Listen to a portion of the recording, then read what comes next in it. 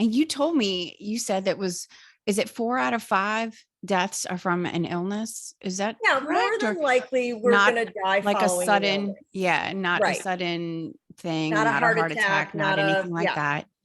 So it's like, Why don't why we? don't we prepare better? We It's just don't. crazy.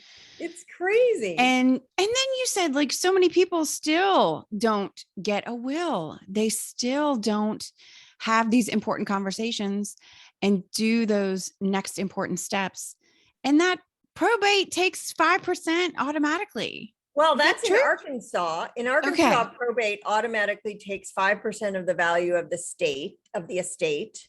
And that's before you've hired an attorney to help you Yeah. navigate probate. So that's, I mean, seriously, by not having a will, which, I mean, nobody's getting out of here alive. Okay. We all need this. By not having a will, you are just basically setting a match to at least 5% of the value of your estate.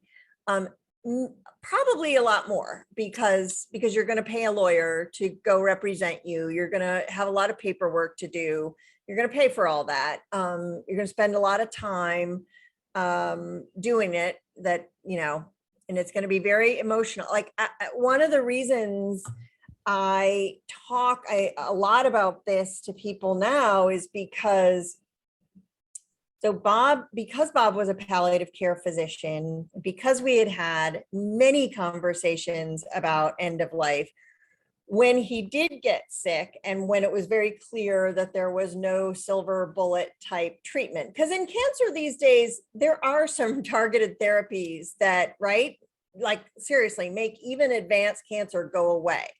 So once we realized that the best we were going to get was a little more time together, and we did get that.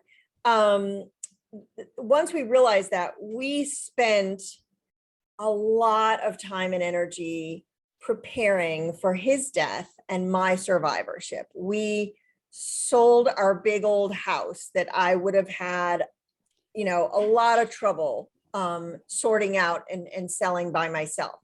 We moved to a beautiful condominium that I absolutely love. We got some time here together.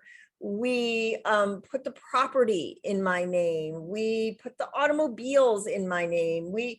We did, I mean, as about a thorough preparation as we possibly could, so that when he did die, I just went through certain motions. I notified certain people. I, set certain things in motion, and all of that. There was no probate. There was none of that. It just very smoothly transitioned to me. Jen, it made it no less sad. I was still devastated the instant he took that last breath. I wanted him back immediately. I didn't want any of the suffering back, but I wanted him back. I was devastated, but I was also, my life was comforted and easier for the fact that we had done all of this extensive preparation. And so I can't recommend it enough. I mean, it's just, I've been through all the work when you lose someone suddenly, and it's a lot of work. It wasn't someone quite as close to me, but it's a lot of work still. So I've been, the two things that we didn't do were, one was I thought I knew all the password formulas. And yeah, I didn't. And of course, grief brain settled in, and then I was panicked, and I was sort of beating myself up. How could I have not have written these down?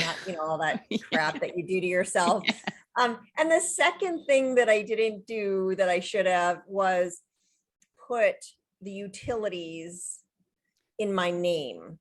I was just made a post the other day, that was one of those, dear banks and utilities, can you please train your staff in how to handle a deceased account, and in an efficient and compassionate